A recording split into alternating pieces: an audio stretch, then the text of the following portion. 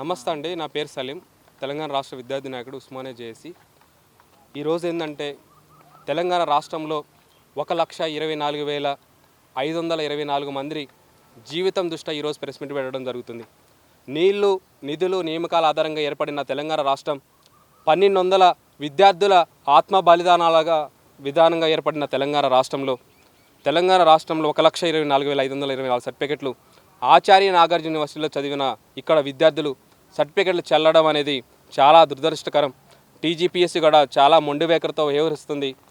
So Telangana రాష్ట్రంలో 2014 విభజన చట్టం ప్రకారం 10 సంవత్సరాలు ఉమ్మడి విద్య ఎక్కడైనా చదువుకోవచ్చని మనం రాసుకోవడం జరిగింది. చట్టం ప్రకారం సెక్షన్ 5 కూడా ఏం తెలియజేస్తుందంటే ఎక్కడైనా సరే 10 సంవత్సరాలు ఉన్నత విద్య అభ్యసించవచ్చని మనం ఆంధ్రప్రదేశ్ రీఆర్గనైజేషన్ యాక్ట్ చెప్తుంది.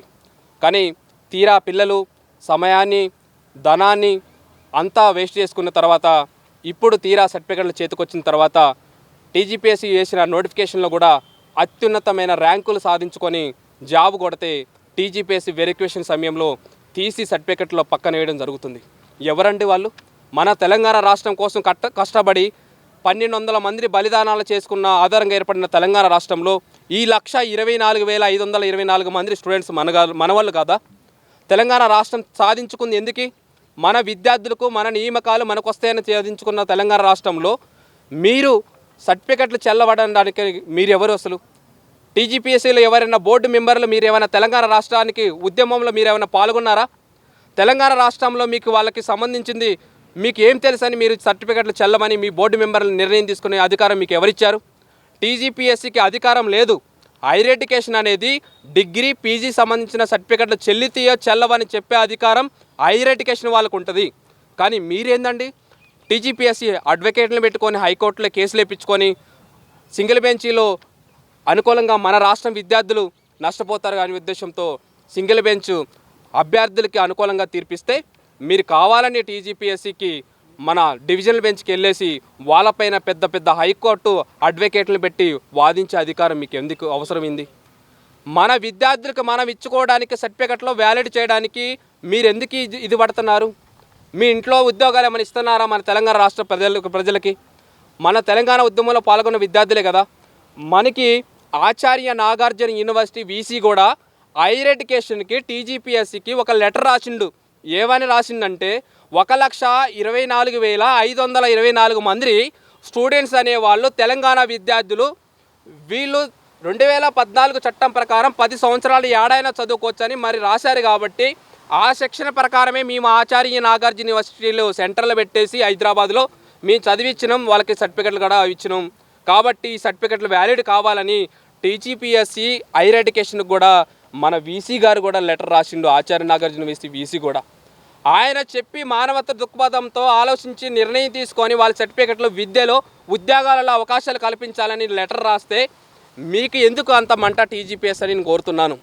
ఉద్యోగాలు ఒక 20 మంది 30 మందికి ఉద్యోగాలు ఇవ్వాలనే ఉద్దేశంతో 1,24,000 మంది సర్టిఫికెట్లు చెల్లవని నువ్వు ఎలా చెప్పగలుగుతావు? వాళ్ళు రాశారు, సర్టిఫికెట్లు వచ్చినాయి, మంచిగా అన్నిట్లో వచ్చినాయి, పీజీలు కూడా చేశారు. 2020 దాకా చెల్లిన సర్టిఫికెట్లు 2020 తర్వాత ఎందుకు చెల్లవని నేను అడుగుతున్నాను. 2020 తర్వాత ప్రమోషన్లో మీరు సర్టిఫికెట్లు వ్యాలిడ్ చేసి ప్రమోషన్లు ఇచ్చారు. తర్వాత మీరు మన పిహెచ్డి అడ్మిషన్లు కూడా ఉస్మానియా యూనివర్సిటీలో పిహెచ్డి అడ్మిషన్లు కూడా మీరు తీసుకున్నారు. కానీ తర్వాత జాబులకు కూడా సంబంధించింది మీరు 2020 దాకా గురుకుల అన్నింటిలో తీసుకున్నారు. ఇప్పుడు ఎందుకు చెల్లవు? ఉమ్మడి ఆంధ్రప్రదేశ్ విభజన చట్టం ప్రకారం 10 సంవత్సరాలు ఉమ్మడి విద్య ఎక్కడైనా చదువుకోవచ్చని 2014 సెక్షన్ 5 తెలియజేస్తుంది. కానీ ఈ సెక్షన్ని మీరు ఉల్లంఘిస్తున్నారని నేను తీవ్రంగా హెచ్చరిస్తున్నా.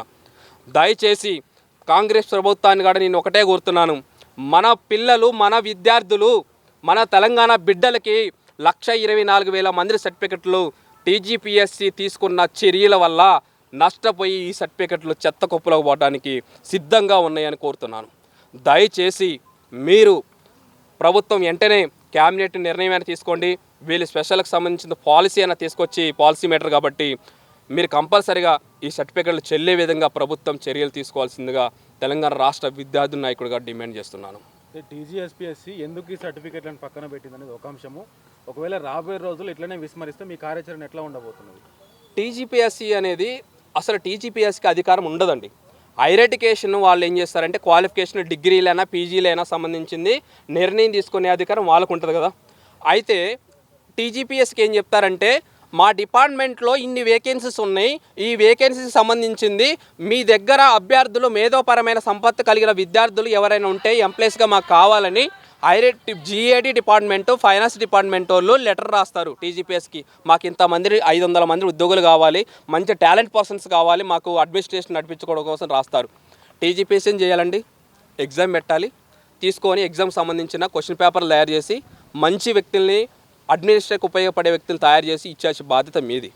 కానీ మీకు టీజీపీఎస్సీ సర్టిఫికెట్లు చెల్లితే చెల్లవని చెప్పే అధికారం మీకు ఉంటుందా? అసలు ఎక్కడన్నా ఉంటుందా? మీది రాజ్యాంగబద్ధ సంస్థ కదా. మీరు హైయర్ ఎడ్యుకేషన్ సంప్రదించకుండా మీరు ఏ విధంగా మీరు ఆ సర్టిఫికెట్లు చెల్లివని మీరు చెప్తున్నారు?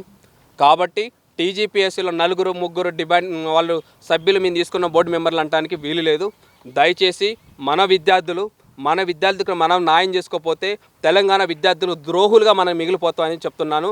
టీజీపీఎస్సీ దయచేసి ఇప్పుడైనా సరే మీరు తెలంగాణ రాష్ట్రంలో ఆచార్య నాగర్ యూనివర్సిటీ సర్టిఫికెట్లు చెల్లుబాటు అయ్యే విధంగా మీరు కంపల్సరీ చర్యలు తీసుకోవాల్సిందిగా నేను డిమాండ్ చేస్తున్నాను.